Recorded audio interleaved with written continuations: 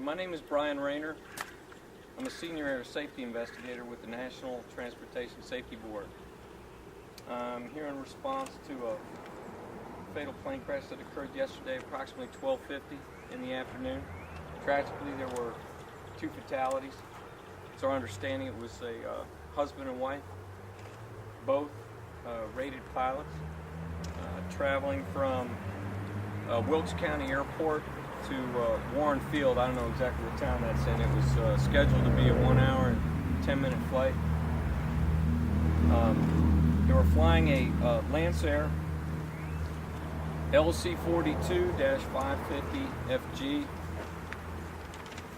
Tail number was November 6506 Lima. They were the owner-operators of the airplane. The airplane was on what's called an Instrument Flight Rules flight plan. They were in contact with air traffic control. The airplane climbed. This is all preliminary information from the FAA. So from what I understand, the airplane climbed to approximately 4,000 feet, leveled in cruise flight, and shortly thereafter declared an emergency.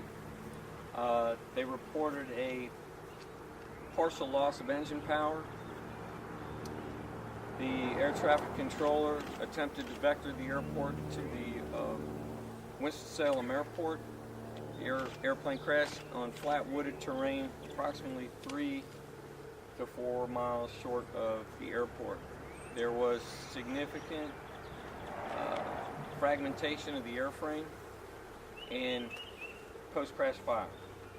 The airframe and the engine compartment and the engine itself suffered significant fire damage.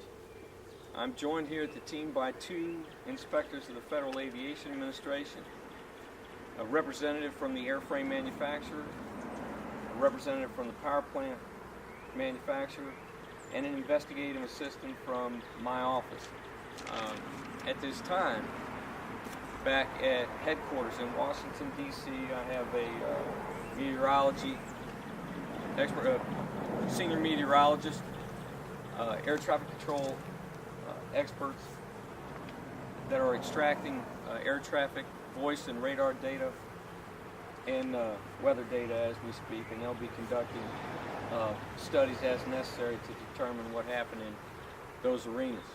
Based on what you have observed, what was the nature of the crash? Was it a nosedive? Was it gliding down? I haven't paced off the distance, but the wreckage path covers a significant distance. It appears to have entered the trees at a fairly shallow angle. My assistant's out there right now measuring distances, impact angles, that kind of thing, but it closer to a shallow angle than something you might describe as a nosedive. My understanding is they departed approximately 12:35, and the police got the call at 12:50.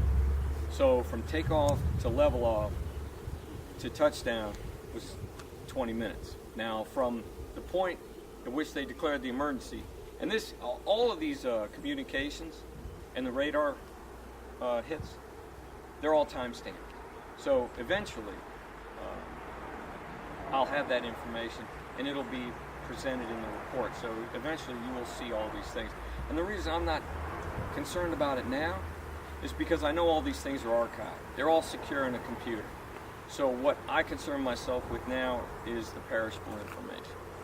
But eventually, yes, we'll know that, and it'll all be plotted, and everything that we do, all these little studies or whatever that may be done to support the investigation, it's all public information. So when we're all done, when the board's all done, it'll all be on the web. You can look at everything from photographs to interview summaries to radar tracks. You can look at it all. Would you say that the 2 people on board were killed instantly? Oh, I'm not a doctor, ma'am, but it was a significant event, and it did not appear to be survivable by any stretch.